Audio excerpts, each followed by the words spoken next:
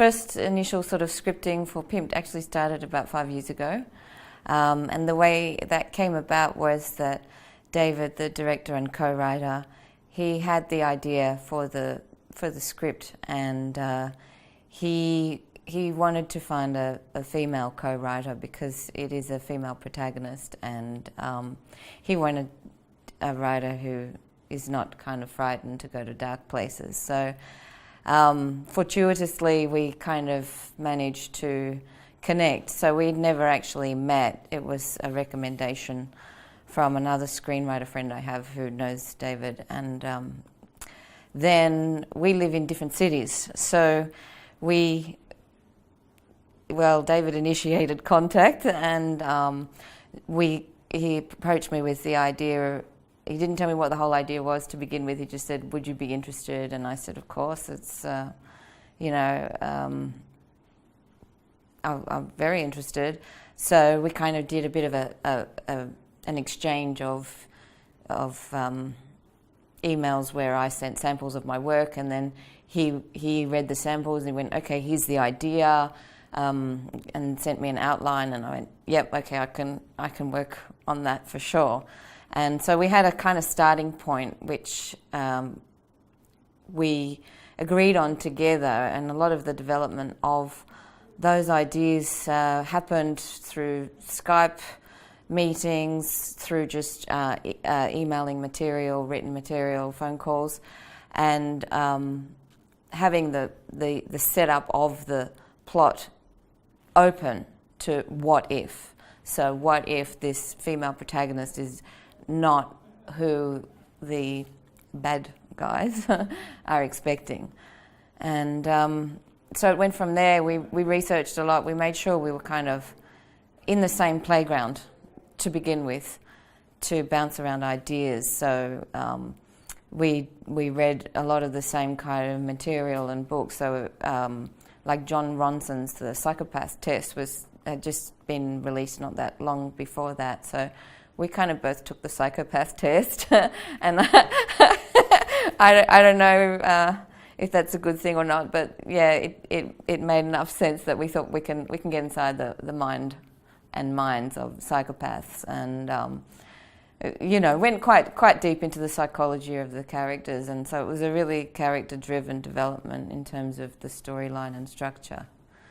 And then we just then came to a point where we went, okay, now we know where we're at. Let's start writing. Let's start scripting. And so I'd do a pass, and then he'd do a pass, and we kind of worked it backwards and forwards over a period of time.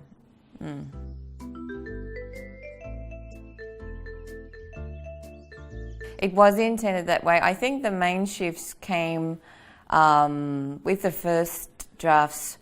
We took it into really crazy territory, and I mean, I kind of miss some of those earlier scenes that we ended up deciding didn't serve the story well enough. The earlier scripts were going off on tangents, which are important in forming the development of the full story, but to make a movie, it's got to make sense in a way that kind of keeps spurring on the action. So that was kind of the main changes to pull back from something that was probably more extreme to begin with. Yeah.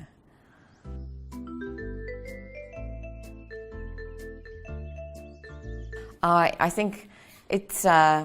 I always view it as a collaborative process. I think with Pimped, I was very lucky to be able to stay engaged with the film all the way through its development.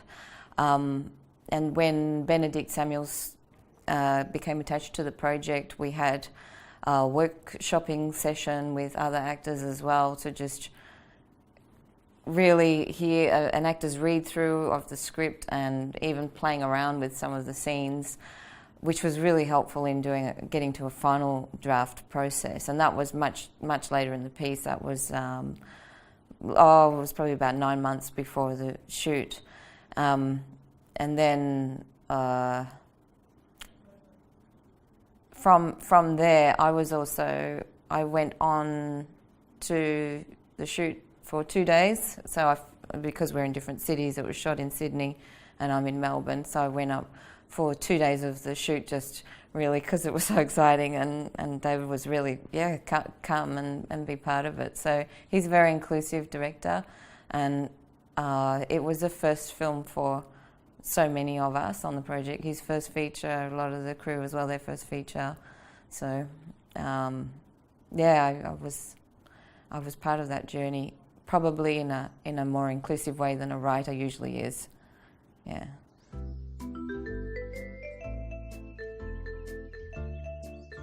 David's vision was so strong with what movie he was making that a lot of things which are not in the script were communicated. So, like the first day when I went on set, we were shooting the scene in the bar, and I walked downstairs into the bar, and it was walking exactly into that world we had created. It was like being in a dream.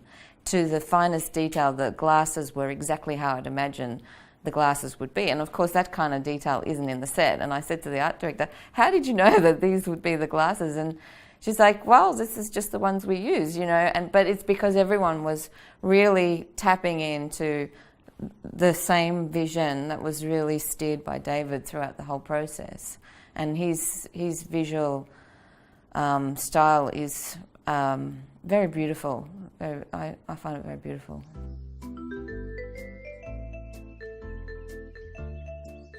I can't help it.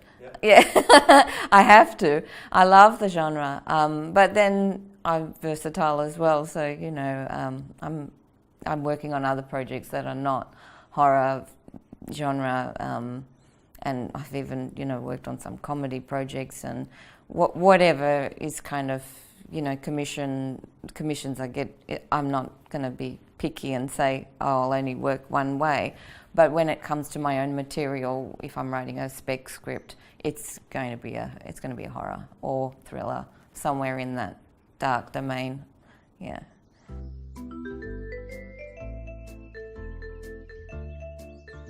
It's a really multi-layered process.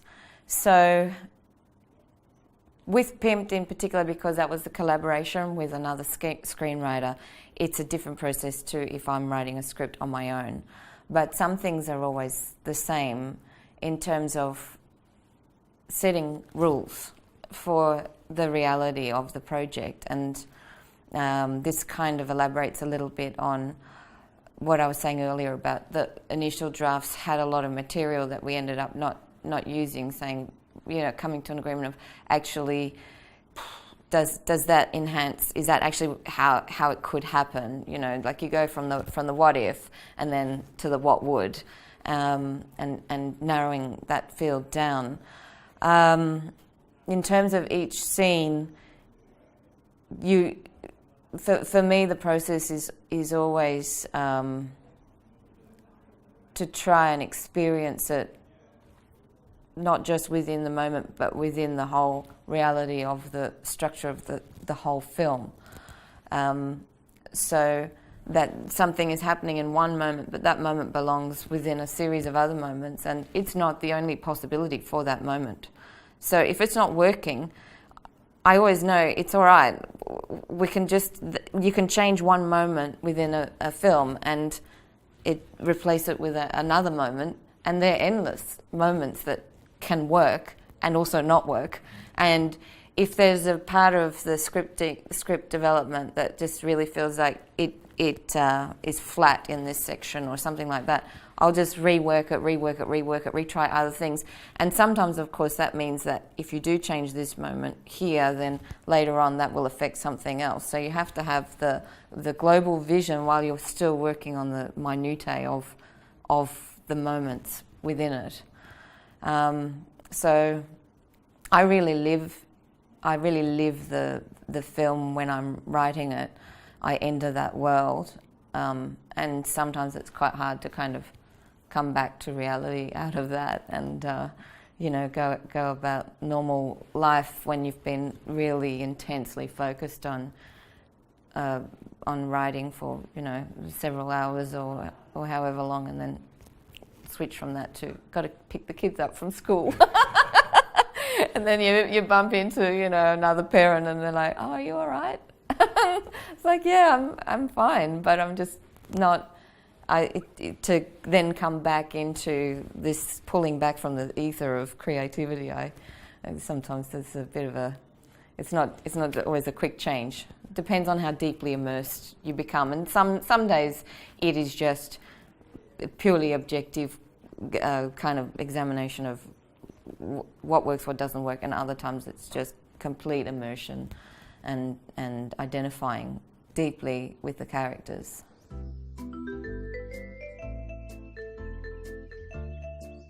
I often use music when I'm working to get in a certain mood. So whatever I'm working on, I never use music that has words or vocals playing. I just have rhythm, different background rhythm stuff that can kind of help me build the rhythm, the basis of the rhythm for the project.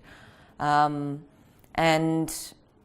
a lot of my research is online, but of course, yeah, I go out and yeah, sit in bars and watch people and kind of try and get a sense of what makes a person who they are. You know, how does a character tick, and then how do they play out? You know, we compartmentalize our lives really, and so what happens in the script development is that you're saying, right, this is the trajectory, this is what happens to this person, and they might be identifiable as one particular kind of human being in one scenario and then behave quite differently in another. And this is really where the interesting stuff kind of comes from.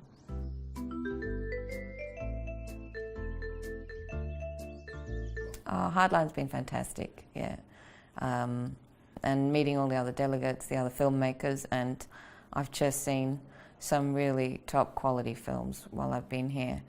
So it's been a treat. I feel really spoilt and so lucky to have this opportunity. Yes, it's that exposure to other material and films that, you know, you try and sort of catch everything to watch. I do anyway. Always, I'm interested in what people are making, but when it's kind of put together for you in this Hardline festival, it's just makes it so easy. It's like, oh, someone's picked my favourite food and put it on a plate for me, so I can just eat it. Yeah.